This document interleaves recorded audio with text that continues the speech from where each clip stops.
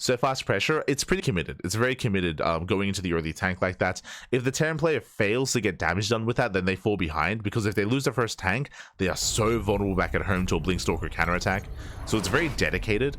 I wouldn't necessarily say all in, but I would comfortably say dedicated there from the Terran. But here we go, we're now getting into our next best of 5, the final best of 5 of the broadcast. Spawning in the bottom right hand corner, we have the man of the hour himself. We have the CranKy Duckling, the Brazilian Zurich player. Let's go. What does he stand for? Endurance, righteousness, intellect, and kangaroo. It is Erik. Oh, give me the zoom. Rank number 2 in the overall standings. And spawning in the top left-hand corner, we have the veteran of the region himself. We have the Brazilian Protoss. It is Shakti for Eximius Gaming. He may be ranked number 9, but he is far greater than that. So the only reason for that, when it comes to the Brazilian StarCraft 2 circuit rankings, Jesus, as that is 100% win rate in favor of Erik. But that is because Shakti is less active. For those that are unaware, Shakti, aka Nano, he is a veteran of the scene. He's been around for a very, very long time, and at times was the best Protoss in Brazil, at other times was the best Protoss in Latino America as well. This was back in 2020, 2021, 2022. The earlier, oh, Jesus, that's a big reaction to the hatchery, is what I will say. Big reaction out of Shakti. But again, he's a veteran. But he retired. He retired like 2 years ago, and we haven't really seen him since. But he recently came back at the start of the year for the Brazilian circuit. He recently came back, and with that, he only played in a couple of tournaments, but he plays highly enough to qualify to be invited to be seeded into this tournament. And again, he is a veteran. He is one of the best players in Brazil. But we'll see if he can keep up with Erik. As he does pull 8 probes off the mineral line, he will deny this hatchery. But that was a lot of damage. Bearing in mind, this was not an all-in. This was hatch first, by the way. As Erik, the only purpose of this build is to delay the economy behind this. Erik, he is double expanding, getting his natural, getting a macro hatchery, getting a spawning pool. This is a gasless opener out of Erik, and already just forcing some inefficiencies out of Shakti.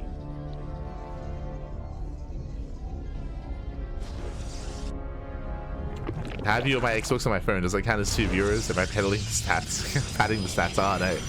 Yes, you're padding the numbers, Pappy. Oh no. I believe that does count as an extra viewer. Maybe? I don't know actually. Because if you're in the same account, I don't think it counts. It counts the account twice. I don't believe. But I don't know how that works. It's all good. It's all good. Double the fanfare. As behind the Shakti does open up Twilight Council. Twilight Council open out of Shakti. Hyper aggression. This does a scream glaive Adepts from our Protoss player. But I know that Shakti, he's a very unorthodox player. At times he's very old school when it comes to his builds. The Hive cluster is under attack. As I'm not too certain he watches too much modern StarCraft. Now throwing down his gateways. The drone did confirm the tech, I believe. Shakti gets across the map, and we'll see if he can try to get some damage here. 2 Adepts, they can one-shot drones. They can one-shot. As we mentioned, yep, glaives. So Twilight Council open into glaive Adepts. Now again, Erik, I believe, did already scout this. And there it is, early Roach Warren. That is a 358 Roach Warren timing, so very early Roach Warren, very safe play out of Erik. Adepts, they get 3 drone kills, not bad, but the Adepts, they should go down. One of them at least. Bearing in mind that Erik is defending with slow links, as he does not have link speed. Link speed is delayed, as this was a gasless opener. 2 more gates in the main. I believe that is going to be 4 gates glaive Adepts. Technically, Shakti could double down and could go up to 6 gateways and just go for a 2-base all-in. For now, there are 4 gates. You can still macro behind this and expand. And you can see the probe. He's expanding. So Shakti is setting up for another expansion. Likewise, moving out across the map. Roach Warren is done. Lings are amassing. Roaches should be as well.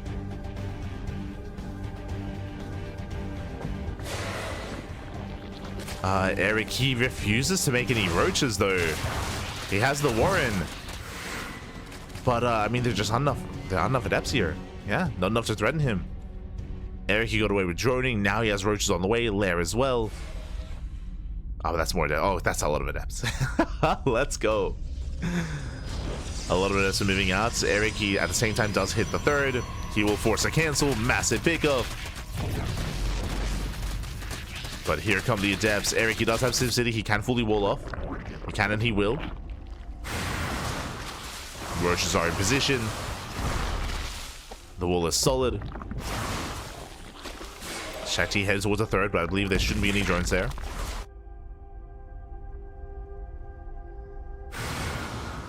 As reinforcements, they get surrounded. Nice catch here from Erik.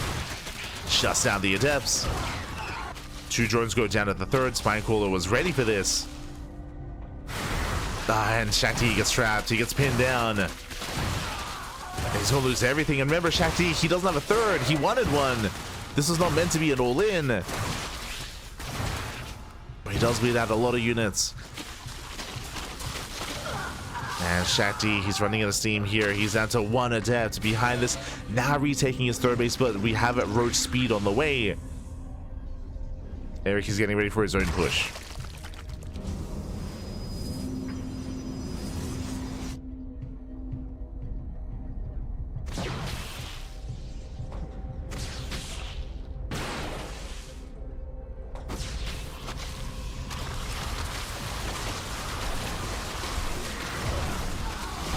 Here we go.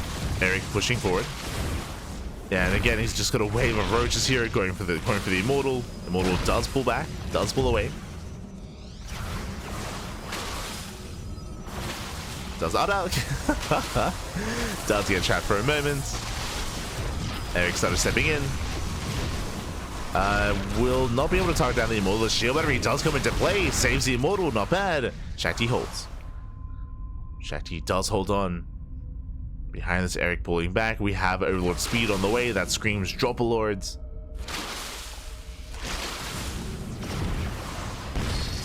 Erik pushing forward. Trading against the adepts. Going for the Immortal. This time will get it. That makes it worth it for Erik. And with those Dropper Lords, he can move out with his queens, or he can even just go for a Doom Drop into the main. And we'll see how Erik will approach this.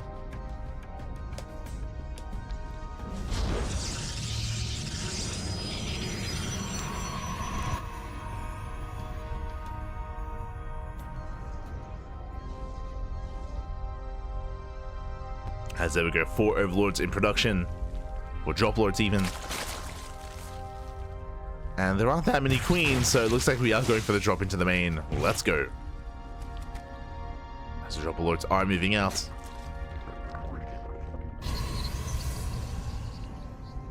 We're going to bypass the defenses here at the third. Speaking of, Erik does threaten the natural. At the same time, pushing in towards the right-hand side. Erik with a massive supply advantage. Roaches at the third, roaches to the natural, roaches into the main. Trading well against those zealots.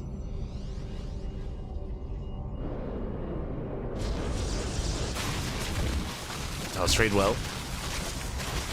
Bust into the main. Forcing a reaction, forcing Shakti back.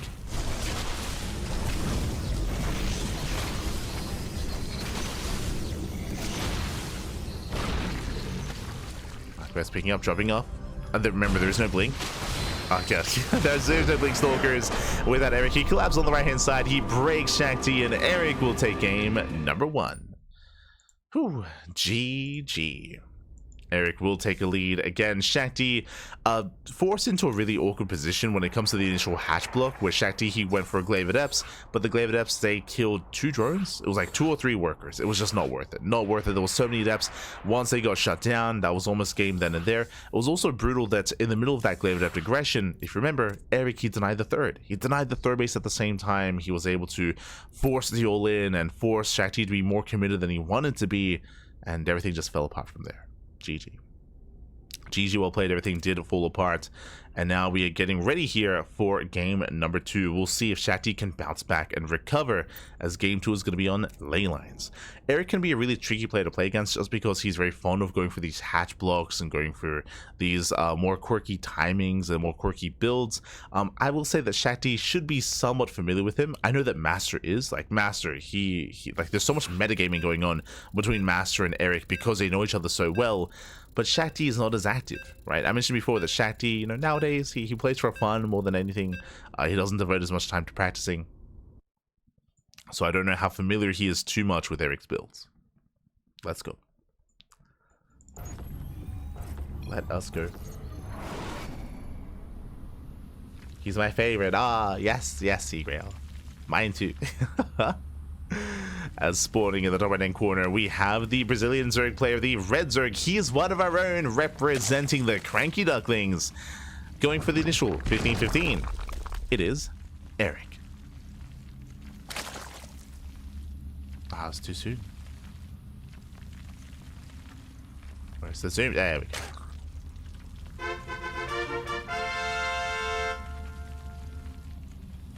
And spawning in the bottom left-hand corner, we have the Brazilian Protoss player, the Blue Protoss. Representing CBSC Gaming, it is Shakti.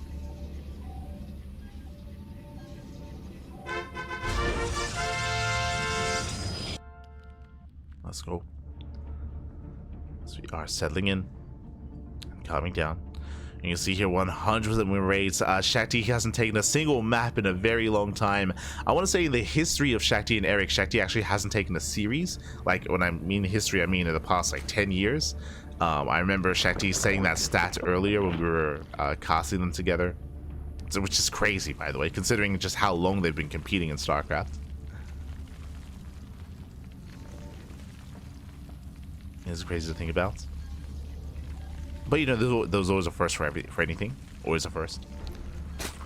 Do you want to believe that behind this we have our initial hatch before pull out of Erik? Very greedy build here. Went for the natural, went for the macro hatchery, into the spawning pool, gasless. Now, the purpose of this build, some people might be asking, might be curious, well, why is there a macro hatch? What's going on?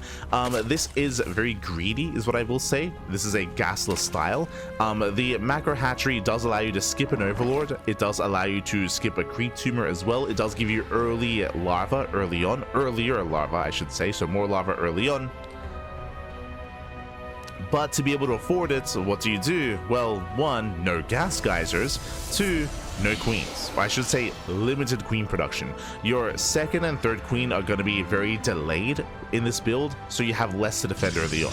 It does mean that Erik is more vulnerable to committed adept harass, especially 2 gate openers. I feel like 2 gate openers can do quite well against Erik.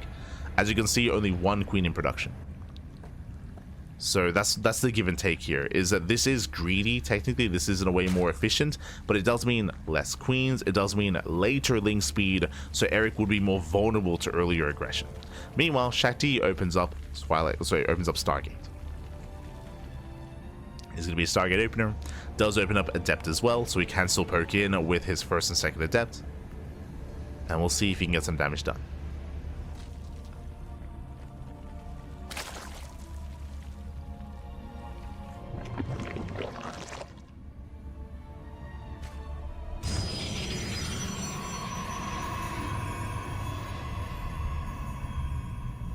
As Erik is spreading that creep. Oh, and going for the earlier Roach Horn. Now, this is not uncommon for Erik. Because this is a gasless opener, it means that, because link speed is going to be late anyway, I was going to say that you typically skip link speed so you can make out those early roaches, but no, link speed is still being researched for Erik. Okay. Link speed is still on the way. Oh, he cancelled. Oh, I see. So he canceled the Roach Horn. He starts up link speed. Erik, he does think better of going for early roaches. Does think better of it. I believe partly because he did see the Oracle. If it was going to be another Twilight Council, he probably would have committed. But it was a Stargate. Stargate into Robo. That is not normal. Oracle is deflected. But yeah, the Robo follow-up is going to be an interesting one. Now, this could be for a Soul Train. This could be for like a Sentry Immortal-based all-in. Otherwise, if we were casting a standard player, I would assume Robo into Twilight Council into Archon drop. But there is no Twilight Council. Oh, there's the Temple Archives. There we go. So it is an Archon drop. Okay. Shakti's got some builds. I did miss the Twilight Council early on, so yep, it is going to be Archon drop. This is to get into the mid-game. This is to build up, to gain map control, to get into the mid-game. Do apologize for missing the Twilight Council.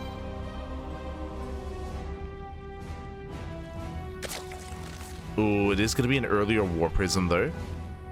But I believe this Prism should be lined up to morph in Archons across the map, to hunt down Overlords, and to deny creep.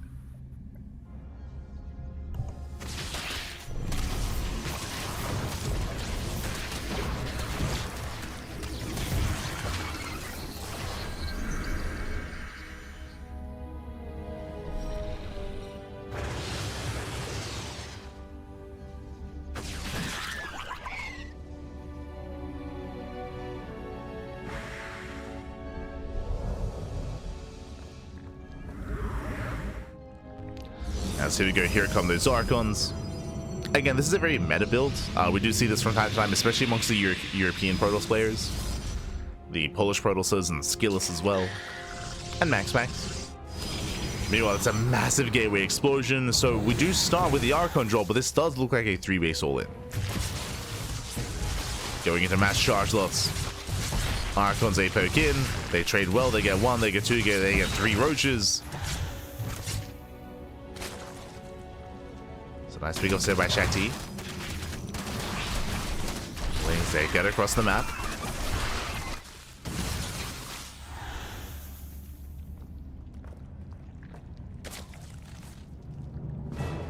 They attempt to disrupt.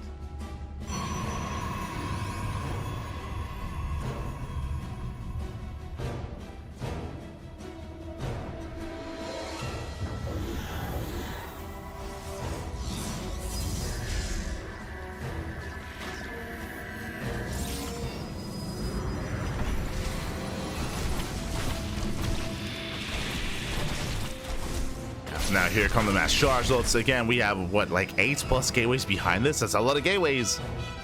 Again, Shakti, he's committed, he's not expanding, he's not getting another base behind this. It's all or nothing for Shakti. We have a decent roach count. Erik kiting back. Does kite back, takes out most of the zealots. He has to fight out of range of those Archons. So far, kiting well. More roaches on the way.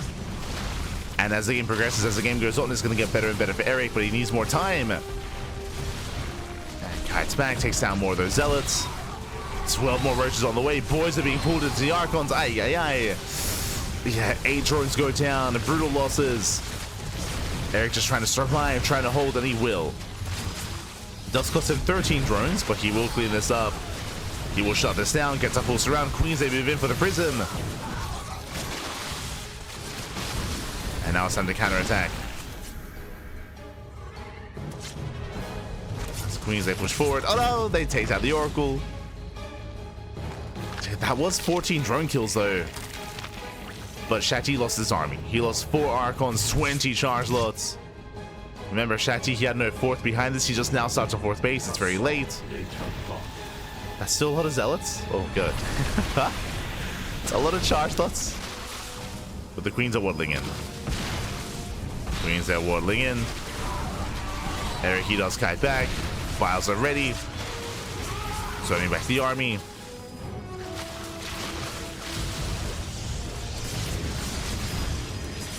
And from here, Erik, he just has no overwhelming force. And there's no holding on to this third. Third base goes down. Queens, they pull away. 2 pull away. Ensuring there's no 4th base either. And Erik can just drone. From here, he can just back off, he can drone, he can saturate, he can take up into Hive, into Hydras, into Spire.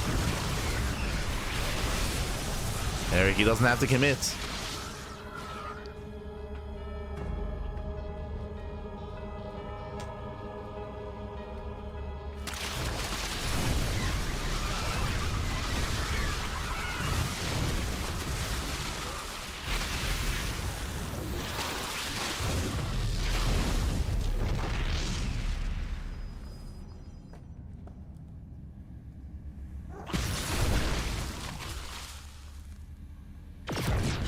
He's trying to trade as best he can, trying to break out. I mean, he does have 5 immortals. That's a lot of immortals. And Erik, his answer here is not to go into Hydra, to go into a Spire. So he's going for the Spire, going for Mutas. Behind this, building up more Lings. Building up a greater army.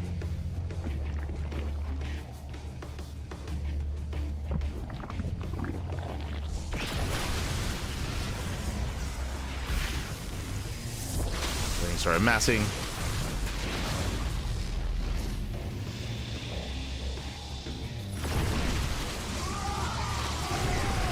Erik rotating over.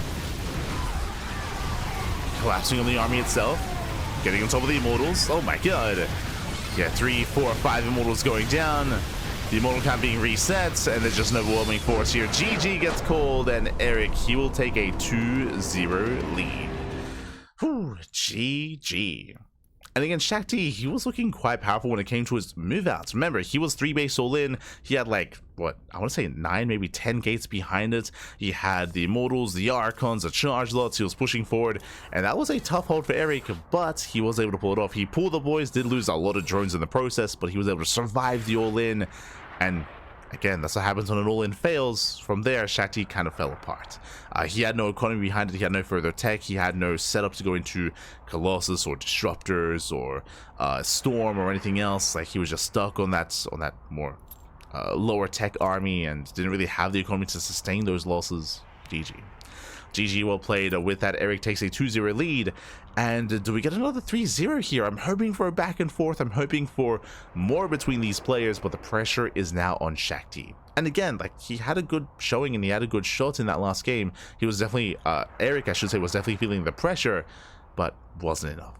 Was not enough. From here, we're now getting into Game 3. Game 3 is going to be in Incorporeal, one of the largest maps in the map pool. I believe second largest only to Maganatha, if I'm not mistaken. So we'll see how our players do adjust as we're stepping in to Game 3.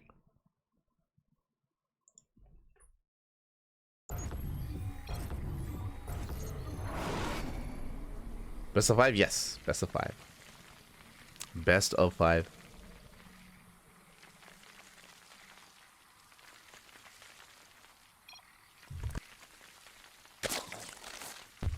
As spawning in the bottom right-hand corner of Incorporeal, we have the the Brazilian Zerg player, the Red Zerg, representing the CranKy Ducklings, leading the series 2-0. 1 game away from claiming the series. It is Erik.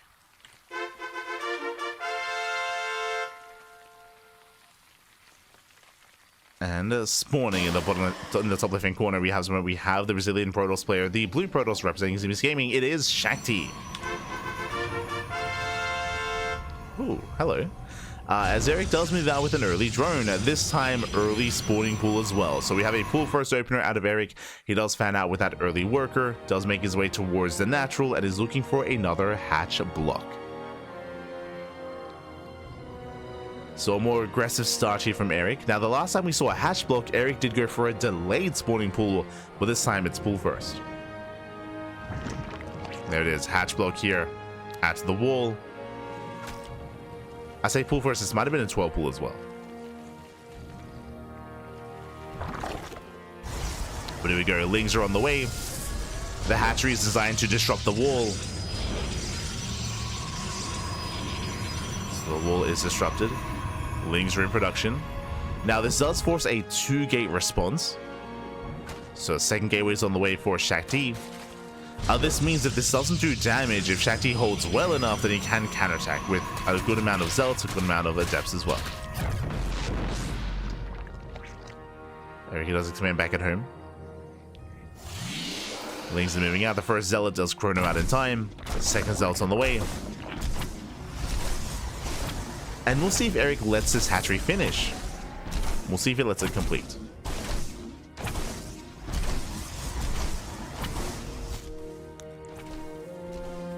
As Erik, he does move out, nibbling away at the wall, and you can see how awkward it is for that. Oh, the surround! That should not have happened. Does get us around. First Zealot is gonna fall. Oh, I say that barely gets away. Oh no, the drones? Drones. I believe that's a miss rally. don't think they're supposed to be here. Erik, calm down. I mean, I guess he may as well make use of them since they're here. There we go. Spines are on the way. Behind this, Erik, he's not droning. He's setting up his spines. We'll see if we can get them up and running. Oh, no, it's around. Not again. Second zone gets surrounded. Oh, brutal losses here for Shakti. And these spines are going to finish. Yeah, they're going to finish. The queen has arrived. Another queen is on the way. Boys are being pulled. And the spine rush. It is the delayed spine rush. I will say that. But it's working. The spine rush is working. The probes, it looks like they will deny one spine caller, but the other will complete. Another stalker's on the other. Oh, the stalker's on the wrong side. Another surround, and that's game. GG gets called. Ay, ay, ay. Unfortunate movement there for Shakti. He got his zealot surrounded, he got his second zealot surrounded, and he got his stalker surrounded as well. Oof, brutal losses there. And with that, Erik will claim the series 3-0. GG. GG, well played. Erik, he was not droning behind it, he was just flooding slowlings across the map, and again he was just able to catch Shakti with his pants down time and time again and got the surround on those initial units. Behind it, Shakti, he didn't take it seriously enough. I wasn't initially either. What I mean by that, if you believe your opponent is all-inning, if Shakti did see the early pool, the 12 pool opener, I can't quite recall if he did. I know that he blocked the natural. I don't know if he got into the main. A more secure response against an aggressive build like that is a forge. So you go gate into forge, and the reason for that is because that early on in the game you have really limited production available to you. As again, you can make 2 units at a time, so you can help supplement that with cannons, right? So a forge defense is much more secure, lets you get cannons up and running to be able to support your gateway on, right? Your handful of gateway units. But there was no forge because I believe Shakti just assumed it was going to be a little bit more standard, that Erik was going to transition out of it. Did not transition out. Erik, he committed. GG, well played. With that, Erik, he will claim the series, and with that, we're now getting into our next game.